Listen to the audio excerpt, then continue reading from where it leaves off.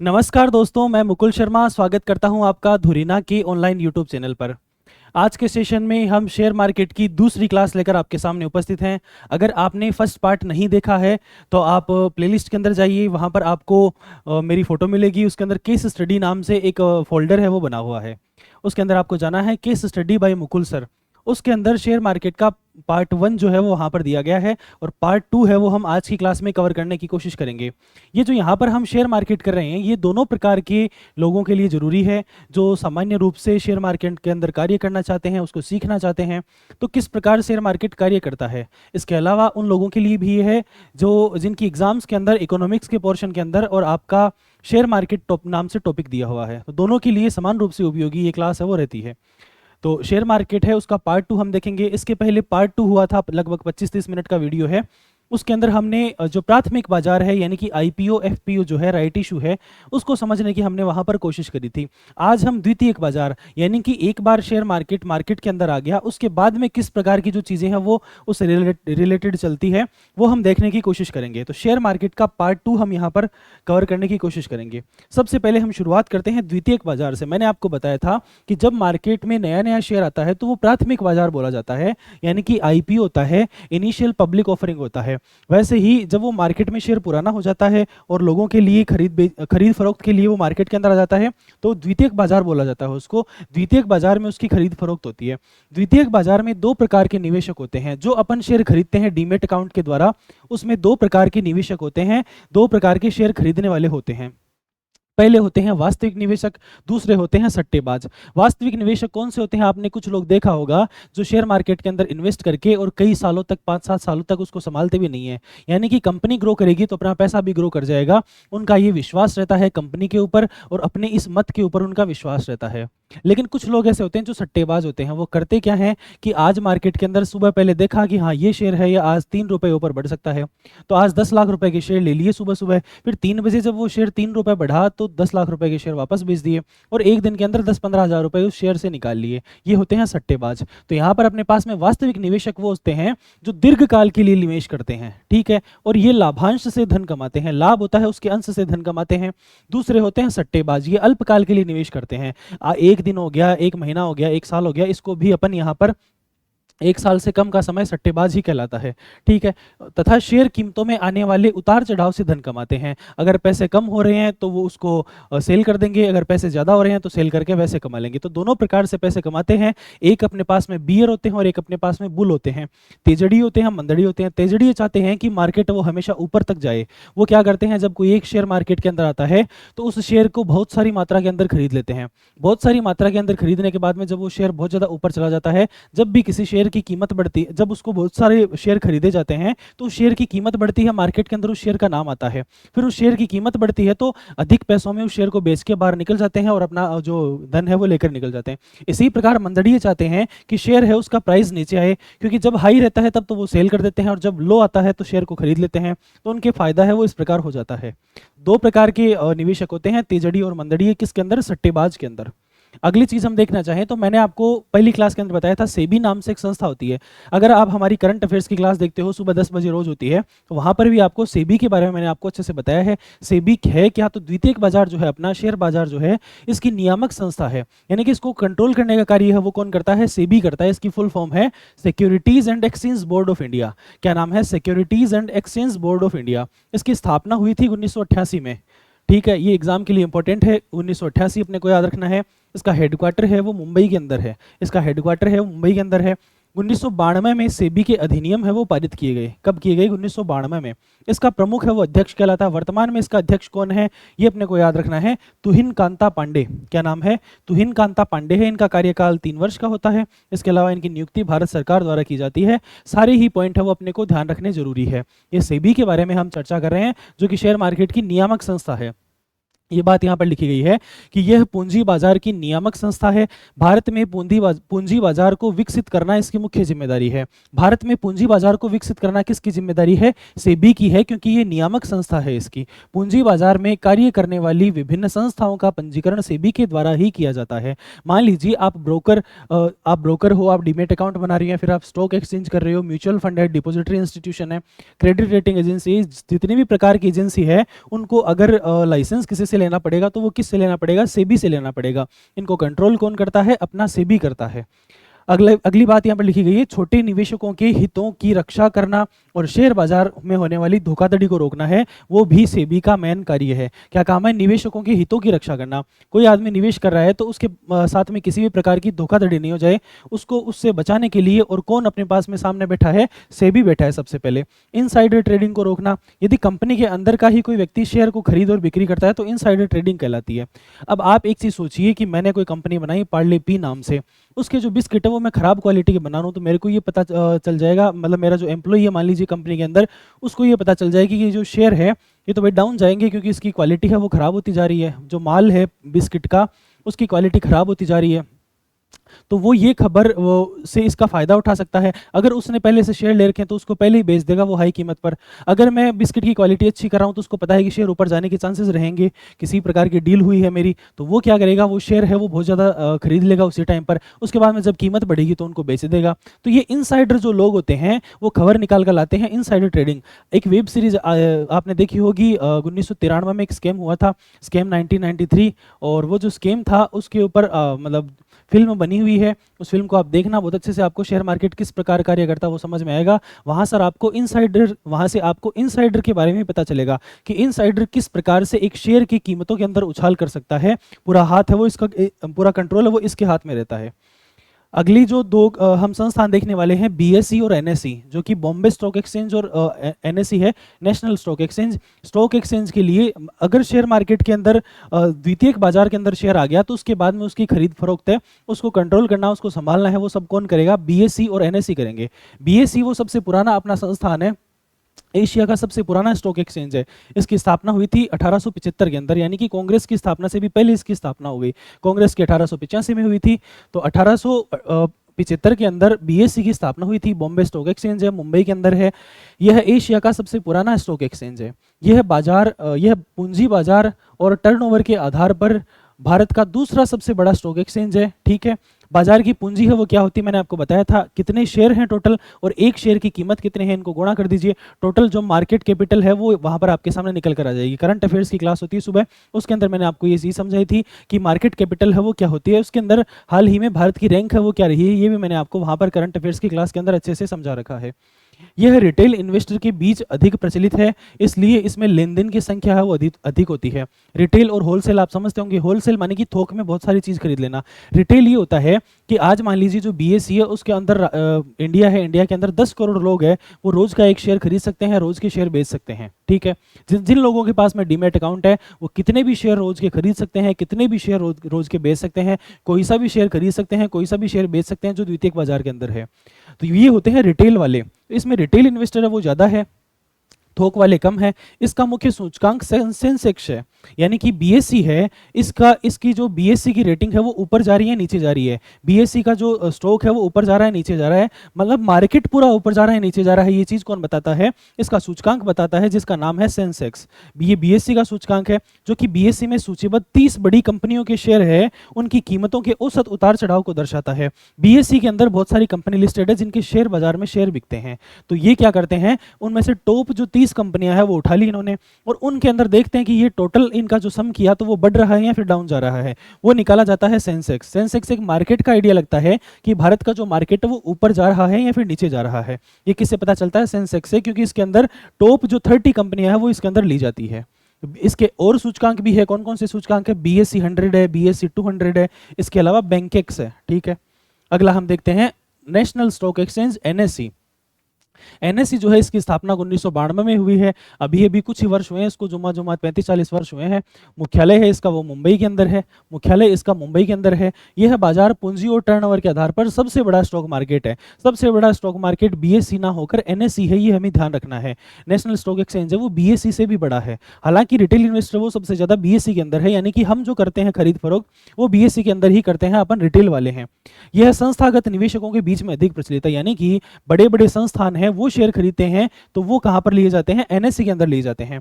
भारत में electronic trading की शुरुआत इसके द्वारा ही की गई थी। इलेक्ट्रॉनिक ट्रेडिंग मतलब कि आज अपन जो ट्रेडिंग करते हैं, यानी कि मोबाइल में ऐप के द्वारा हम शेयर खरीदते बेचते हैं, वो होती है इलेक्ट्रॉनिक ट्रेडिंग। इसकी शुरुआत किसने करी थी? एनएसई ने करी थी।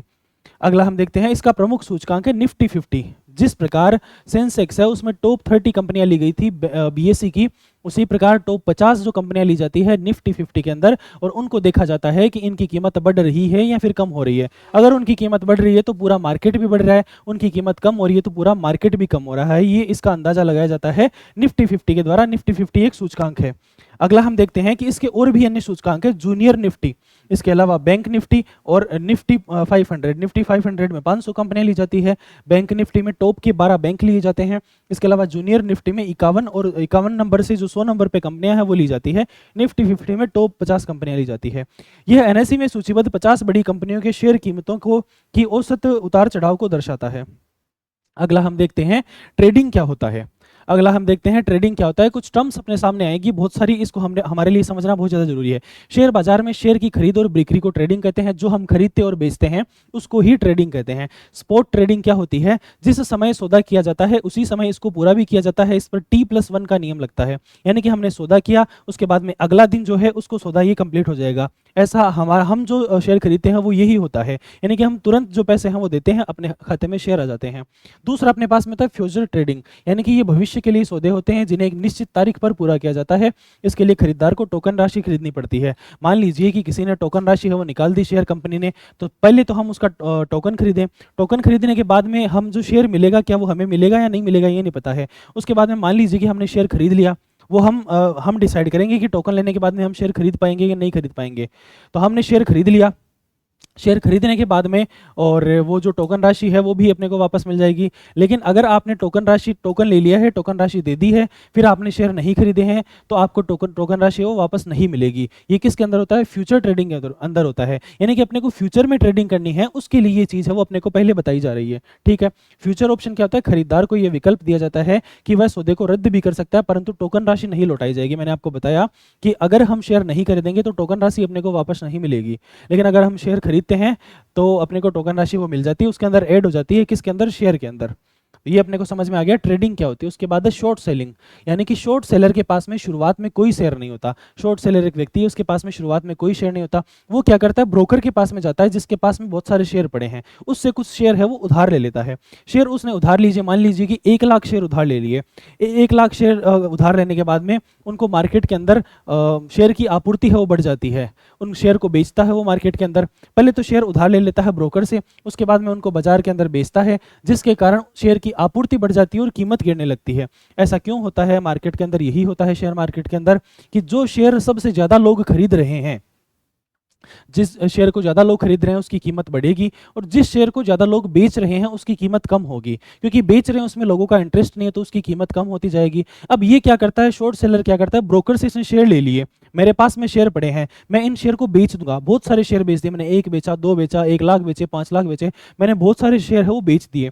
शेयर बेचने से उस शेयर की कीमत कम हो जाएगी, यानी कि उसकी लिक्विडिटी बढ़ जाएगी। किसी भी चीज़ की लिक्विडिटी बढ़ती है, जिस प्रकार अपने रुपए की लिक्विडिटी इस टाइम पर बढ़ रही है तो रुपए की कीमत भी कम होती जा रही है। हो क्या रहा है कि जो भारतीय बाजार है उससे निवेशक जो है वो अपना पैसा निकाल कर विदेशों के अंदर इन्वेस्ट कर रहे हैं और अपना जो पैसा है उसको रुपए से चेंज कर रहे हैं। वो तो रुपए है वो उसकी तरलता मार्केट के अंदर बहुत ज़्यादा बढ़ गई है। जब किसी चीज़ की तरलता बहुत ज़्यादा बढ़ जाती है, जैसा बोलते हैं कि अगर आप बहुत ज़्यादा लोगों के लिए अवेलेबल रहोगे तो आपकी कीमत गिर जाएगी, उसी प्रकार जब पैसे की कीमत गिरती है उसी प्रकार शेयर की कीमत गिरती है। जब बहुत सारे शेयर बेच दिए जाते हैं, यानी कि मार्केट में बहुत सारे शेयर पड़े हैं, तो उसकी कोई वैल्यू नहीं है। ये बात है वो इस प्रकार आप समझते हैं। किसी भी चीज़ को लेकर आप समझ लीजिए कि जो 2-2 रुपए वाले, मान लीजिए कि पार्ले जी बिस्किट है, 5 रुपए वाला पार्ले जी बिस्किट आप मान लीजिए, तो किसी टाइम पर पार्ले जी बिस्किट के लिए भी जो बच्चे हैं वो इतने मतलब वो रहते थे कि पार्ले जी बिस्किट वो हमें मिल जाए, लेकिन आजकल ओरियो के नीचे कोई बिस्किट भी नहीं खाता। तो लेकिन अगर मान लीजिए कि वही समस्या वापस आ जाए, किसी के पास खाने के दाने नहीं है और जो बिस्किट है वो बहुत उसकी किल्लत हो जाए, तब पार्लेजी भी लोगों को अच्छा लगेगा। और आज के टाइम पर मान लीजिए कि एक साइड में ढेर पड़ा है ओरियो का, एक साइड में ढेर पड़ा है पार्लेजी का, तो कोई भी है वो इसके पार्लेजी के पास में वो नहीं जाएगा। पार्लेजी की कीमत है वो कम हो जाएगी, क्योंकि पार्लेजी वो बहुत ज़्यादा लोगों ने खा लिया और वो बहुत सारे पार्लेजी आज तक मार्केट में निकल चुके हैं।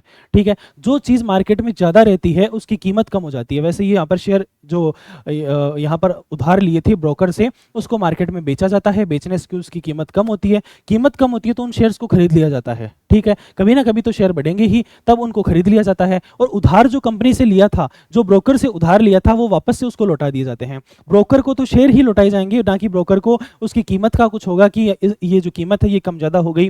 ब्रोकर से शेयर उधार लिए, फिर उनको बेच दिया, बेचने से उनकी कीमत कम हो गई, कम हुए हुए शेयर खरीद लिए वापस से और उनको वापस से ब्रोकर को बेच दिया। ठीक है, ब्रोकर को उधार जो लिए थे वो उसको चुका दिया। इस प्रकार ये कार्य करता है। कौन करता है? शॉर्ट सेलिंग है वो इस प्रकार कार्य करती है। जो चीज़ मैंने आपको बोलकर बताई, सारी चीज़ें हैं वो यहीं पर लिखी गई है।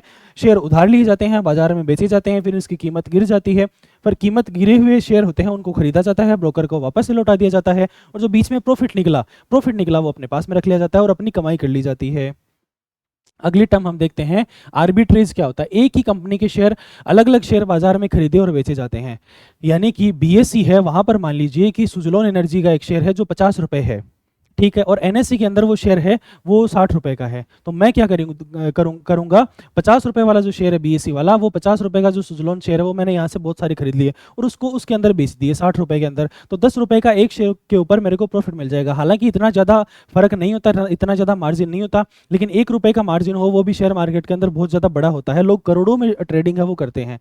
तो आर्बिट्रेज का मतलब हो गया कि एक मार्केट से पैसे लेकर और दूसरे मार्केट के अंदर शेयर है वो बेच दिए जाते हैं। एक मार्केट से शेयर लिए जाते हैं कम कीमत में, दूसरे मार्केट में ज़्यादा कीमत पर उनको बेच दिया जाता है। ये होता है अपने पास में आर्बिट्रेज। अगला जो टर्म अपने पास में म्यूचुअल फंड, आपने बहुत ज़्यादा नाम सुना होगा। अपने जो अमिताभ बच्चन जी है उनका भी एड आता है अपने सामने कि म्यूचुअल फंड है उसके अंदर इन्वेस्ट करना है अपने को, एमएफ में इन्वेस्ट करना है। तो एमएफ होता क्या है, म्यूचुअल फंड है वो होता क्या है? तो म्यूचुअल फंड है वो छोटे निवेशकों द्वारा शेयर बाजार के बीच मध्यस्थ की तरह कार्य करते हैं। ये होता क्या है कि हम, जैसे मान लीजिए मैं हूँ, मेरे को ये बिल्कुल भी समझ नहीं कि शेयर मार्केट किस प्रकार कार्य करता है। मैं जाऊँगा एक संस्था के पास में, जाऊँगा, उसको मैं बोलूँगा कि म्यूचुअल फंड में मेरे पैसे लगा दीजिए, ये मेरे पैसे हैं, ये म्यूचुअल फंड में लगा दिए गए। ऐसे मेरे जैसे हजारों आदमी इस कंपनी के पास में आए, कंपनी के पास में करोड़ों रुपए हो गए। तो ये बिठाएगा एक फंड मैनेजर को, ये क्या करेगा, पूरी रिसर्च करेगा मार्केट की, एकदम से स्टडी करेगा कि किस प्रकार जो शेयर मार्केट है वो चल रहा है, कौन सा शेयर खरीदने पे पैसे बढ़ सकते हैं, कौन सा शेयर खरीदने पे और जो पैसे हैं वो कम हो सकते हैं। पूरी स्टडी करेगा, पूरा मार्केट का निचोड़ निकालेगा। उसके बाद में ये प्रतिभूतियों में निवेश करेगा। प्रतिभूतियां वो क्या होती है ये भी किसी अलग क्लास में अपन देखेंगे। अलग अलग फंड शेयर्स होते हैं, बॉन्ड है, मनी मार्केट है, इंस्ट्रूमेंट्स है, इनके अंदर ये निवेश करता है। इसके बाद में प्रॉफिट होता है, क्योंकि दिमाग लगाया भाई इसने। अपने जैसे थोड़ी है हर कोई सा शेयर अपने को दिख गया, दोस्त ने बता दिया, उसको खरीद लिया। इसने दिमाग लगाया, कई सालों की मेहनत है इसकी। तो ये जो फंड मैनेजर है ये यहाँ से लाभ अर्जित करेगा। उसके बाद में जो निवेशक है जिन्होंने यहाँ पर पैसे दिए थे, यानी कि मैंने पैसे दिए थे, मेरे जैसे 1000 लोगों ने पैसे दिए थे, हमें यहाँ से जो लाभ बना है इसके अंदर से कुछ हिस्सा दे दिया जाएगा और कुछ हिस्सा है वो फंड मैनेजर को भी यहाँ पर मिल जाएगा जो कि म्यूचुअल फंड को संभाल रहा है। इतना अपने को समझ में आ गया म्यूचुअल फंड किस प्रकार कार्य करता है। आगे हम देखते हैं वेंचर कैपिटल फंड है वो क्या होता है और हेज फंड क्या होता है। ये दोनों सेम चीज होती है, इसमें फर्क क्या होता है, ये संस्थागत होता है और ये व्यक्तिगत होता है। इसमें संस्थागत निवेशकों के द्वारा निवेश किया जाता है। ये जोखिम भरे क्षेत्रों में निवेश करते हैं, जैसे स्टार्टअप्स है। मान लीजिए कि मुझे कोई नई कंपनी खोलनी है टीचिंग की, जिस प्रकार पीडब्ल्यू है, जिस प्रकार और कई सारी कंपनियां टीचिंग की चल रही है, मुझे भी एक मेरी कंपनी है वो खोलनी है। ठीक है, तो वो जो कंपनी मैं खोलूंगा उसके अंदर निवेश करने के लिए कौन आएंगे, ये एक मेरा नया स्टार्टअप हो गया, क्योंकि किसी को विश्वास नहीं है। स्टार्टअप क्या होता है, एक नया कार्य होता है, वो स्टार्टअप होता है। तो स्टार्टअप मैं कर रहा हूं तो उसके अंदर निवेश किया जाता है। जोखिम भरे क्षेत्र होते हैं, क्योंकि स्टार्टअप का कोई भरोसा नहीं है कि ऊपर जाएगा वो नहीं जाएगा। पार्ले जी और ओरियो का तो पता है कि वो ऊपर ही जाएंगे, लेकिन नए अगर मैं पार्ले पी कंपनी खोल रहा हूं तो उसका किसी को नहीं पता है कि वो ऊपर जाएगा या नीचे जाएगा।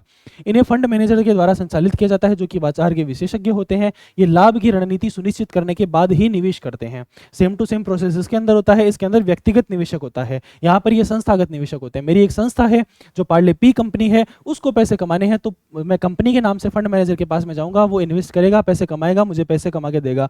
यहाँ पर क्या होता है कि मैं व्यक्तिगत निवेशक हूं, मैं खुद अकेला आदमी जाके बिना किसी संस्था के मेरे नाम से और फंड मैनेजर के पास में जाके पैसे दूंगा और वो यहाँ पर विभिन्न प्रकार की रणनीतियां लगाएगा और अपना जो रिटर्न है वो यहाँ से निकालेगा।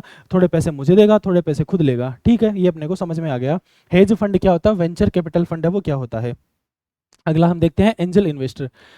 यह निवेशक व्यक्ति की प्रतिभा व उसके विचार पर विश्वास करके निवेश किया जाता है। जब ये आया था अपने पास में एप्पल कंप्यूटर, एप्पल कंपनी जब आई थी तो माइक मार्कला नाम से एक व्यक्ति हुए हैं जिन्होंने एप्पल कंपनी को पैसे दिए थे। एप्पल के पास में पैसे नहीं थे, एप्पल कोई कुछ भी नहीं था, एप्पल को कोई जानता भी नहीं था। तब माइक मार्कला ने इसको पैसे दिए। पैसे देने के बाद में और इनके जो पैसे जब एप्पल कंपनी अच्छे से स्टैब्लिश हो गई, जब पैसे बढ़े तो फिर वो पैसे है वो माइक मार्कला को अपना प्रॉफिट है वो मिलना शुरू हुआ। इसी प्रकार ये एंजल इन्वेस्टर होते हैं। मान लीजिए कि मैं पार्ले पी कंपनी बनाऊं और मैं ओरियो और पार्ले जी दोनों से बहुत अच्छा बिस्किट बनाऊं। तो जो मैंने पार्ले पी कंपनी बनाई, कुछ ऐसे लोग निकल कर आएंगे एंजल इन्वेस्टर, यानी कि वो एंजल के फॉर्म में आएंगे। एंजल प्रिया नहीं है ये, एंजल इन्वेस्टर्स है ये, ठीक है। तो ये एंजल इन्वेस्टर निकल कर आएंगे और एंजल प्रिया भाई, फेसबुक पे अगर आप सबसे ज़्यादा किसी नाम की आईडी देखोगे तो वो आपको एंजल प्रिया ही मिलेगी। किसी भी लड़के ने सबसे पहले किसी भी लड़की की आईडी देखी होगी तो वो एंजल प्रिया ही देखी होगी, ठीक है। तो इसी प्रकार एंजल ये कौन होता है, एंजल इन्वेस्टर होते हैं। तो ये निवेशक होते हैं और ये व्यक्ति की प्रतिभा और उसके विचार के ऊपर इन्वेस्ट करते हैं। मेरे मन में एक विचार है कि यार ये पार्ले जी और ओरियो है, इसके बीच में भी कुछ बिस्किट हो सकता है। ये दोनों है, ये तो एकदम एक्सट्रीम मीठा है और ये नॉर्मल फीका फीका सा, इन दोनों के बीच में मैं कुछ बनाऊं, कुछ यूनिक सा बनाऊं जिसके अंदर मैं ड्राई फ्रूट्स भी डाल दूं, कुछ ऐसा मेरा दिमाग चले, उसकी अलग ही पैकिंग बनाऊं, मैं सुंदर सी उसकी पैकिंग बनाऊं, बच्चों को अच्छा लगे, ऐसा सा कुछ उसको बनाऊं, उसके अंदर एक गिफ्ट भी डाल दूं, ऐसा कुछ दिमाग लगाऊं मैं 10 रुपए के अंदर ही।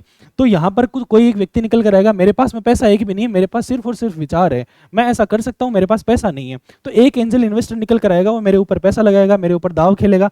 जब वो कंपनी स्टेब्लिश हो जाएगी, बहुत अच्छे पैसे कमाएगी, जब वो बिस्किट अब बहुत अच्छा बिकने लग जाएगा, तो जो जिस व्यक्ति ने पैसे लगाए हैं उसके भी पैसे बढ़ेंगे, यानी कि मुझे प्रॉफिट हो रहा है, मेरी कंपनी को प्रॉफिट हो रहा है, मेरे विचार का प्रॉफिट हो रहा है। तो जो व्यक्ति जिसने पैसे लगाए थे, एंजल इन्वेस्टर है, इसको भी फायदा यहाँ पर होगा, ठीक है। अगला हम देखते हैं पार्टिसिपेटरी नोट्स क्या होता है। ये सबसे लास्ट चीज है अपनी आज की। ये विदेशी संस्थागत निवेशक होते हैं। विदेशी संस्थागत निवेशक के द्वारा भारतीय शेयर बाजार में खरीदे शेयर के विरुद्ध है वो जारी किया जाता है। देखो विदेशों में, मान लीजिए कि अमेरिका के अंदर कोई कंपनी है, उसको भारतीय बाजार के अंदर शेयर मार्केट खरीदने हैं, तो वो किस प्रकार शेयर मार्केट के अंदर शेयर खरीद सकती है, तो वो पी नोट्स के द्वारा शेयर है वो खरीद सकती है। यानी विदेशों के अंदर भारतीय शेयर बाजार में पैसे खरीदे जाते हैं। विदेशों के अंदर, यानी कि कनाडा में कोई व्यक्ति बैठा है, उसको भारतीय बाजार के अंदर पैसे कमाने हैं, तो किस प्रकार कमाएगा, पी नोट्स वहां पर जारी किए जाते हैं। कुछ लोग इसका गलत फायदा उठाने लग गए थे, कुछ लोग वो ब्लैक मनी को व्हाइट मनी करने लग गए थे, विदेशों में जाकर वहां से बहुत सारा पैसा कमाया, कुछ भी गलत सलत काम करके, वहां से फिर उन पैसों को पी नोट्स के अंदर इन्वेस्ट कर दिया। पी नोट्स उसके पास में आ गए, अब इंडिया में आकर फिर पी नोट्स वो नॉर्मल बात है कि व्हाइट मनी में चेंज हो जाएंगे। तो ये बहुत ही ज़्यादा प्रचलन, बहुत ज़्यादा खराब हो गया था। इससे बचने के लिए सेबी है वो अभी के टाइम पर बहुत कठोर नियम है वो सेबी ने बना दिए हैं। सेबी ने अभी के टाइम पर बहुत ज़्यादा कठोर नियम बना दिए हैं इसको लेकर कि जो पी नोट्स है वो हर किसी को जारी नहीं किए जाएंगे। हर कोई व्यक्ति है वो पी नोट्स नहीं खरीद सकता विदेशों में रहने वाले। उसकी अच्छे से जांच पड़ताल होगी। किसी भी प्रकार का जो ब्लैक मनी है, उसके धन की, काले धन की जो आशंका है, उससे बचने के लिए हर जो संभव प्रयास है वो किए जाएंगे। किसके द्वारा, सेबी के द्वारा किए जाएंगे। क्योंकि सेबी क्यों करेगी, क्योंकि सेबी ही अपनी नियामक संस्था है, किसकी, शेयर मार्केट की, अपने पूंजी बाजार की। तो आज के सेशन में हमने देखने की कोशिश करी कि शेयर मार्केट है वो किस प्रकार कार्य करता है। फर्स्ट सेशन जो अपना हुआ था उसके अंदर अपन ने जो प्राथमिक बाजार है, यानी कि आईपीओ, एफपीओ, राइट इशू है, उसको समझने की कोशिश करी कि जब कोई नई कंपनी मार्केट के अंदर आती है तो वो किस प्रकार शेयर है वो मार्केट में लेकर आती है। और आज की क्लास में हमने द्वितीयक बाजार, यानी कि जब एक बार शेयर मार्केट के अंदर आ गया उसके बाद में वापस से वो मार्केट के अंदर किस प्रकार कार्य करेगा, उसको लोग किस प्रकार खरीद बेच सकते हैं, अपना प्रॉफिट कमा सकते हैं, तो वो सारी चीज़ें हैं वो हमने आज देखने की कोशिश करी। हम जो मेन काम करते हैं इन सारी चीज़ों के अंदर, जो टर्म्स मैंने आपको समझाई, सबसे मेन काम हम इसके अंदर कौन सा करते हैं, हम ये वाला कार्य करते हैं। हम ये वाला कार्य है वो करते हैं जो मैंने आपको सबसे पहले बताया कि दो प्रकार के व्यक्ति होते हैं, वास्तविक निवेशक और सट्टेबाज। तो अपने में से तो सबसे ज़्यादा जो लोग हैं वो सट्टेबाज ही है, क्योंकि हम 1 साल से कम के लिए और पैसे हम इन्वेस्ट करते हैं, 1 साल से ज़्यादा के लिए पैसे इन्वेस्ट करते हैं, तो वो दीर्घकालीन जो निवेशक है वो माने जाते हैं और एक कंपनी के वफादार व्यक्ति माने जाते हैं कि कंपनी को इन्होंने पैसा दे रखा है और ये बोल रहे हैं कि आप तो इन्वेस्ट करो, अच्छे से पैसा लगाओ, हम आपसे किसी भी प्रकार की दगाबाजी नहीं करेंगे, बीच में आपसे पैसा वो नहीं निकालेंगे। ये कौन बोलते हैं, दीर्घकालिक निवेशक कहते हैं। और शॉर्ट जो निवेशक होते हैं, सट्टेबाज जो होते हैं, अपने जैसे जो होते हैं, वो बोलते हैं कि आज 4 रुपये का शेयर था, मैं 4 रुपये को बहुत सारे शेयर है वो खरीद लूंगा, शाम को शेयर 4.5 रुपये का हुआ तो मैं बहुत सारे शेयर है वो बेच दूंगा, 1000 शेयर बेच दूंगा और मैं शाम को 500 रुपये निकाल कर और राजी हो जाऊंगा एकदम। ठीक है, ये कौन सोचते हैं, सट्टेबाज सोचते हैं, जो दीर्घकाल की बजाय और अल्पकाल के लिए निवेश करना चाहते हैं और ज़्यादा से ज़्यादा प्रॉफिट कमाना चाहते हैं कम समय के अंदर। ठीक है, तो आज के सेशन में हमने शेयर मार्केट का पार्ट 2 है वो देखा, जिसके अंदर द्वितीयक बाजार है उसको अच्छे से समझने की हमने कोशिश करी। तो ये दोनों ही प्रकार के लोगों के लिए बहुत अच्छा सेशन रहने वाला है। अगर आप शेयर मार्केट के अंदर खरीद फरोख्त करते हो, शेयर मार्केट का आपका काम है, तो आपको ये सारे टर्म्स है, ये किस प्रकार कार्य करता है, ये सारी चीज़ें समझ में आनी चाहिए। ये सारी चीज़ें हैं वो आपको पता होनी चाहिए। इसके अलावा अगर आप किसी भी परीक्षा की तैयारी कर रहे हो, वहाँ पर इकोनॉमिक्स आपके सिलेबस में है, जैसे आरएएस है, आईएएस है, एसआई है, और उसके अंदर ही आपको इकोनॉमिक्स के सिलेबस के अंदर शेयर मार्केट या पूंजी बाजार है, वित्त बाजार है, वो शब्द आपको वहाँ पर लिखा हुआ मिल गया। तो जितनी भी टर्म्स मैंने आपको बताई है, यहाँ से प्रश्न है वो आपके सामने आ सकता है। अपने को विशेष रूप से ये क्लास है इसका ध्यान रखना है, हर एक टर्म्स है वो अपने लिए उपयोगी है, और इस हर टर्म्स के जो अर्थ है वो अपने को आना चाहिए, और उसका मतलब क्या होता है, किस प्रकार वो मार्केट के अंदर कार्य करता है, टेक्निकल नॉलेज है वो अपने को होना चाहिए कि ये धरातल पर किस प्रकार चीज़ें हैं वो कार्य करती है। सिर्फ नोट्स ही अपने को याद नहीं होना चाहिए। इकोनॉमिक्स ऐसी सब्जेक्ट है जिसको अपन समझ सकते हैं, ज्योग्राफी ऐसी सब्जेक्ट है, पॉलिटिकल साइंस ऐसी सब्जेक्ट है जिसको अपन समझ सकते हैं, हिस्ट्री अपने को रटनी पड़ेगी। तो इकोनॉमिक्स से ये इसको अपने को समझना है, एक एक चीज़ को अच्छे से धरातल पर किस प्रकार ये कार्य करती है। मिलते हैं नेक्स्ट सेशन में, आज के लिए इतना ही। बहुत बहुत धन्यवाद आपका।